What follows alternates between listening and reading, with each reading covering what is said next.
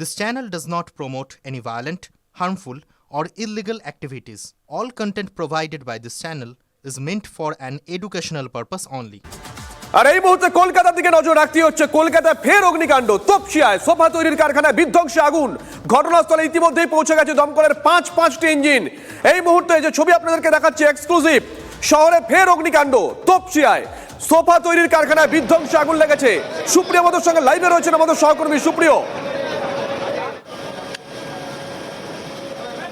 শুভজিৎ, দেখো ইতিমধ্যে কিন্তু 1 ঘন্টারও বেশি সময় অতিক্রান্ত হয়ে গেছে। আগুনকে নিয়ন্ত্রণে আনা এখনও সম্ভব হয়নি এবং এই যে কারখানাতে প্রথম আগুন লাগে, আমার ক্যামেরা পার্সন সুদীপ যে ছবি দেখাচ্ছে, টিনের শেড দেওয়া এই যে সোফা তৈরি কারখানা, এখানে কিন্তু প্রথম অগ্নিকাণ্ডের ঘটনা ঘটে এবং তারপর আশপাশের যে এলাকা সেখানেও কিন্তু আগুন ছড়িয়ে পড়ে এবং সেক্ষেত্রে দমকল এবং পুলিশের তরফ থেকে যেটা দাবি করা হচ্ছে যে প্লাইউড থেকে শুরু করে কাঠ বা প্রচুর পরিমাণে দাহ্য পদার্থ মজুদ থাকার কারণেই কিন্তু আগুন খুব অল্প সময়ের মধ্যেই ভয়াবহ আকার ধারণ করেছে। সুদীপকে বলবো একটু দেখানোর জন্য, বা সুদীপ যে ছবিটা দেখাচ্ছে যে পাশের এই যে বহুতল দেখতে পাচ্ছ, একেবারে বহুতলের টপ ফ্লোর পর্যন্ত কিন্তু আগুন ছড়িয়ে পড়েছে। অর্থাৎ এই যে টিন শেডের যে একতলা কারখানা, সেখান থেকে আগুন খুব অল্প সময়ের মধ্যেই পাশেই এই যে সোফা তৈরির কারখানার যে আরও একটি অংশ রয়েছে, এক্সটেন্ডেড পার্ট রয়েছে, সেখানেও কিন্তু আগুন ছড়িয়ে পড়েছে। তবে কীভাবে এই অগ্নিকাণ্ডের ঘটনা ঘটলো সেটা এখনও পর্যন্ত সম্পূর্ণরূপে স্পষ্ট না হলেও যারা প্রত্যক্ষদর্শী রয়েছে বা এখানকার যারা কর্মীরা রয়েছে, তারা যেমনটা দাবি করছেন যে এই টিন শেডের যে কারখানার অংশ, সেখানে কোনো রকম ওয়েল্ডিংয়ের কাজ চলছিল, আর সেই কাজ চলাকালীনই কিন্তু কোনোভাবে অসাবধানতার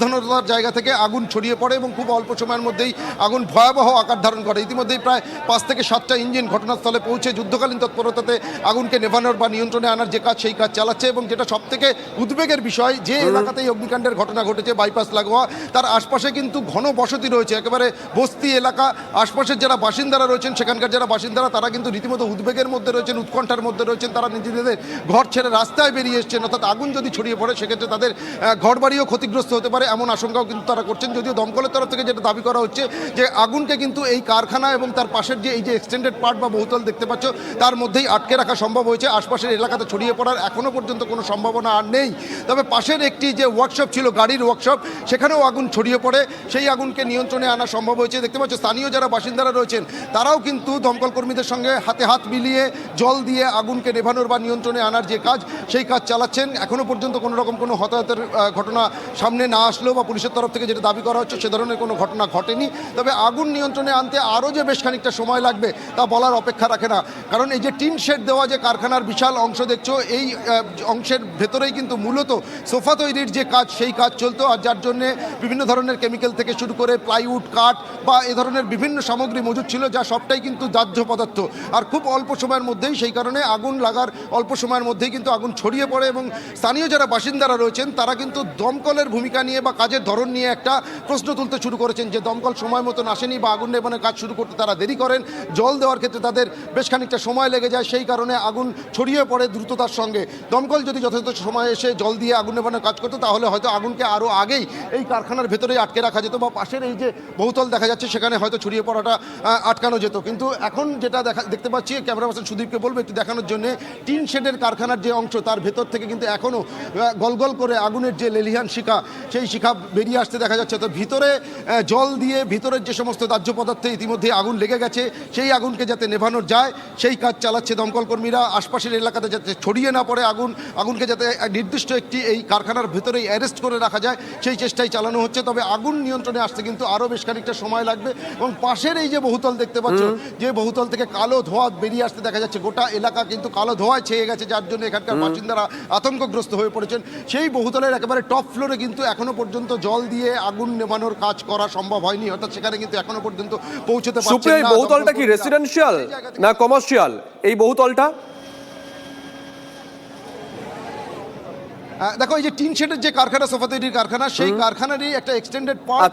এই বহুতলের ভেতরেও কিন্তু বিভিন্ন ধরনের ফার্নিচার মজুদ রয়েছে, এমনটা আমরা স্থানীয় বাসিন্দাদের তরফ থেকে জানতে পারছি। অর্থাৎ এটাও কিন্তু একটা কমার্শিয়াল বিল্ডিং এবং যার দরুন এখানে যেহেতু প্রচুর পরিমাণে ফার্নিচার বা সে ধরনের দাহ্য পদার্থ মজুদ রয়েছে, সেখানেও খুব অল্প সময়ের মধ্যেই আগুন ছড়িয়ে পড়ে এবং আগুনকে নিয়ন্ত্রণে আনতে কিন্তু বেশ খানিকটা বেগ পেতে হচ্ছে দমকল কর্মীদের। তবে যদিও ইতিমধ্যে 5 থেকে 7টা ইঞ্জিন পৌঁছে গেছে, প্রগতি ময়দান থানার পুলিশ ইতিমধ্যে ঘটনাস্থলে এসছে, তারাও পরিস্থিতির উপরে নজর রাখছে। দেখতে পাচ্ছ সুদীপ যে ছবি দেখাচ্ছে, এই যে একটু কথা বলা যাবে কারোর সঙ্গে, মানে কখন আগুন লেগেছে, দমকল কখন এসে পৌঁছেছে? একদমই আমরা একটু সামনের দিকে এগিয়ে যাওয়ার চেষ্টা করি। আমার ক্যামেরা পার্সন সুদীপকে বলবো একটু এগিয়ে আসার জন্য। এখানে যারা প্রত্যক্ষদর্শী হিসাবে রয়েছেন, যারা উপস্থিত রয়েছেন, তাদের সঙ্গে একটু কথা বলি। আপনারা তো প্রথম থেকেই আছেন দাদা এখানে, কখন আগুন লাগে? আগুন অনেকক্ষণ আগে লেগেছিল। কত নাগাদ আগুন লাগে? দেড়টা মানে সাড়ে তিনটে। আগুন নেভা মানে এতটা ছড়িয়ে পড়লো কি কারণ? তো এই তো কোম্পানি আছে না, সোফা কোম্পানি, কেমিক্যাল টেমিক্যাল থাকতে পারে, গাড়ি কোম্পানিও আছে পাশে, কাঠের কোম্পানি, Furniture। আচ্ছা, ফার্নিচারের কাজ হয়। প্রথম আগুন কোথায় লাগে? এই যে টিন শেডের এই কারখানায়? হ্যাঁ হ্যাঁ হ্যাঁ। তারপরে মানে ফায়ার ব্রিগেডটা অনেক পরে এসছে, মানে পাশে আছে কিন্তু প্রশাসনটা ঠিক না, মানে 1 ঘন্টা পরে এসছে, যারপর তো পুরো ছড়িয়ে গেছে। কত দূর এখান থেকে দমকলের শুনতেই অফিস? পারলে যে বিষয়টা আমি তোমাকে বলছিলাম, যে দমকলের ভূমিকা নিয়ে কিন্তু একটা প্রশ্ন উঠতে শুরু করেছে। দমকল নির্দিষ্ট সময় এসে পৌঁছয়নি, বা তারা খবর পাওয়ার পর বেশ খানিকটা সময় পরে এসে পৌঁছয়, সেই কারণে কিন্তু আগুন খুব অল্প সময়ের মধ্যেই ছড়িয়ে পড়ে। যদিও এখন দমকল কর্মী যারা পৌঁছেছেন, যেটা তোমাকে বললাম যে 5 থেকে 7টি ইঞ্জিন ইতিমধ্যেই পৌঁছে গেছে, চারিদিক থেকে এই যে কারখানার চারিদিক থেকে জল দিয়ে এখন আগুনকে নিয়ন্ত্রণে আনার যে কাজ সেটা চালানো হচ্ছে, যাতে আশপাশের আর এলাকায় নতুন করে আগুন ছড়িয়ে না পড়ে। তবে ভিতরে প্রচুর পরিমাণে দাহ্য পদার্থ, বারবার যে বিষয়টা তোমাকে বলছি, এখানকার যারা বাসিন্দারা রয়েছেন, বিভিন্ন কারখানার আশপাশের যারা কর্মীরা রয়েছেন, তারাও যেমনটা দাবি করছেন যে সোফা তৈরির কারখানা হওয়ার জন্য প্লাইউড থেকে শুরু করে কাঠ, আঠা থেকে শুরু করে বিভিন্ন ধরনের কেমিক্যাল এই কারখানার ভেতরে প্রচুর পরিমাণে মজুদ ছিল, এবং সেগুলোই কিন্তু এই আগুনে এখন পুড়তে শুরু করেছে। আর যার জন্য আগুনে ভয়ঙ্কর ছবি সুপ্রিয়, গলগল করে বেরিয়ে আসছে। 1 ঘন্টার ওপরে সুপ্রিয় সঙ্গে থাকে, 1 ঘন্টার বেশি সময় হয়ে গেল, দাউ দাউ করে আগুন জ্বলছে। এখনো পর্যন্ত দমকলের 5টা ইঞ্জিন এসে পৌঁছেছে, কিন্তু সুপ্রিয় স্থানীয় বাসিন্দাদের সঙ্গে কথা বললো, তারা বলছেন কাছে দমকলের অফিস থাকা সত্ত্বেও দমকল আসতে অনেকটা সময় নিয়েছে, আর তাতেই আগুনটা ছড়িয়ে পড়ে। দাউ দাউ করে আগুন জ্বলছে। সুপ্রিয়র কাছে আরো একবার যাব। সুপ্রিয়, দমকলের অফিসটা কত দূর? দেরিতে কেন দমকল এলো? মানে রাস্তাঘাট কি সরু, দমকলের গাড়ি ঢুকতে পারছিল না? অনেক সময় তো এগুলো হয়, এখানেও কি তেমন? দেখো, একেবারে দমকল পৌঁছানোর ক্ষেত্রে কিছুটা সমস্যা তো আছেই অবশ্যই। রাস্তা যে খুব একটা চওড়া, একটু সংকীর্ণ রাস্তা হওয়ার জন্য দমকল কর্মীদের একেবারে ভেতর পর্যন্ত পৌঁছানোর ক্ষেত্রে কিছুটা সমস্যা হয়েছে। তবে মূল যে দমকলের ইঞ্জিন, সেগুলোকে কিন্তু কিছুটা দূরে রেখে যে আচ্ছা। পাইপ রয়েছে, জলের যে পাইপ, সেই পাইপ দিয়ে কিন্তু এখন জল দেওয়া হচ্ছে। তবে একটি টেন্ডারকে আমরা দেখতে পাচ্ছি, ছোট যে একটি টেন্ডার, 2টি টেন্ডার, সেই টেন্ডারগুলো কিন্তু একেবারে যে কারখানা, সেই কারখানার কাছ পর্যন্ত পৌঁছে গেছে, সেখান থেকে জল দেওয়া হচ্ছে। তবে পৌঁছানোর নজর রাখো সুপ্রিয়, নজর রাখো।